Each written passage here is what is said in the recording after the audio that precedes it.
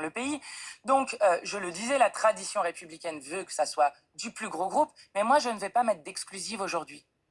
Est-ce ça veut dire que pourquoi pas Marine Tondelier? Jean-Luc Mélenchon lui-même évoque plusieurs noms. D'abord, il dit qu'il n'est pas forcément disqualifié, même s'il ne veut pas être un problème.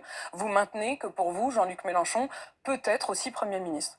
Bien sûr, bien sûr. Écoutez, ça ne serait pas sérieux d'avoir dit il y a 2 ans, Jean-Luc Mélenchon, Premier ministre, autour du programme de la NUPES. Élisez-moi, c'était même le Exactement, slogan. autour du programme de la NUPES et de la législative précédente, de dire qu'il pouvait être Premier ministre et de maintenant expliquer qu'il ne pourrait plus l'être. Ce n'est pas sérieux de faire ça. Donc Jean-Luc Mélenchon est une des possibilités.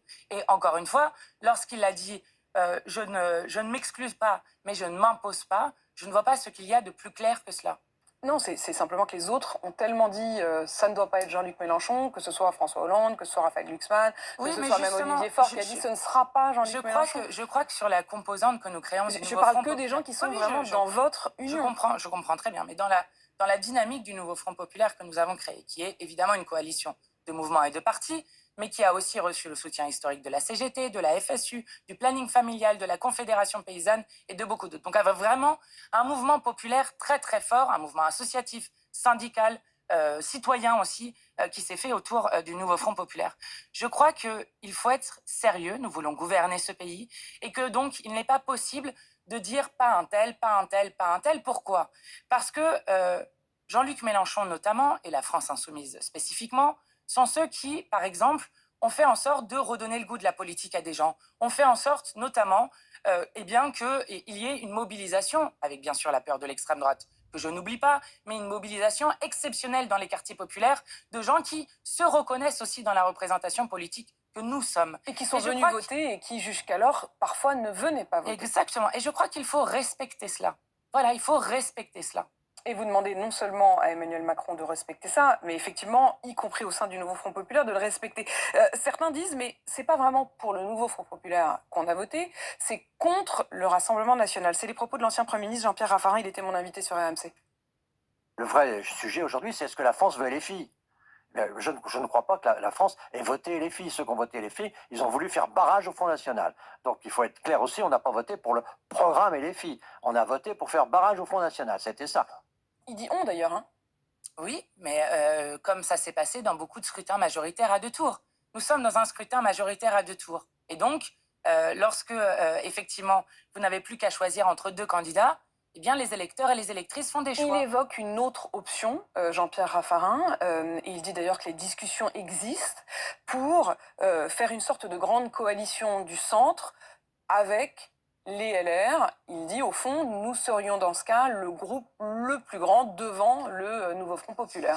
Eh bien, nous verrons ce qu'ils arriveront à faire, mais je le dis, il y a effectivement un soulagement immense dans le pays du fait que l'extrême droite ne soit pas arrivée au pouvoir, du fait que l'extrême droite ne puisse pas, à Matignon, trier nos concitoyens entre eux selon leur couleur de peau, leur religion, leur orientation sexuelle ou leur genre. C'est un soulagement et une joie immense.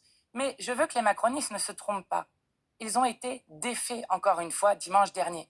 Rappelez-vous Apolline de Malherbe en 2017, où ils avaient 350 députés. À chaque élection législative, ils perdent 100 députés. En 2022, ils en ont perdu 100. Bon, cette fois-ci, allez, 80 parce que la dissolution a eu lieu un peu plus vite.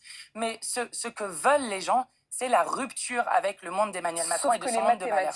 Les mathématiques, c'est qu'effectivement, si, comme le dit Jean-Pierre Raffarin, personne n'obtiendrait la majorité absolue, hein, ça c'est évident, mais si ensemble, c'est-à-dire le groupe des macronistes et les LR s'alliaient, leur groupe serait plus grand que le vôtre. C'est ce que dit Jean-Pierre Raffarin ce matin. Oui, et ça ne correspondrait Il pas... justifierait à ses yeux que le Premier ministre puisse sortir de ses rangs. Et ça ne correspondrait pas à ce qui a été fait et qui a été le choix des Français et des Françaises dans cette élection, notamment parce que je vous rappelle qu'au premier tour, le nouveau Front populaire est arrivé deuxième avant les macronistes et qu'au second tour, nous sommes arrivés premier. Donc c'est ça votre crainte quand vous commenciez cette interview en disant ma priorité c'est quand même qu'Emmanuel Macron accepte le verdict des urnes. Est-ce que votre crainte c'est précisément que dans les jours qui viennent, soudain Emmanuel Macron dise au fond il y a un groupe plus large avec ma crainte, avec les LR et peut-être même quelques PS?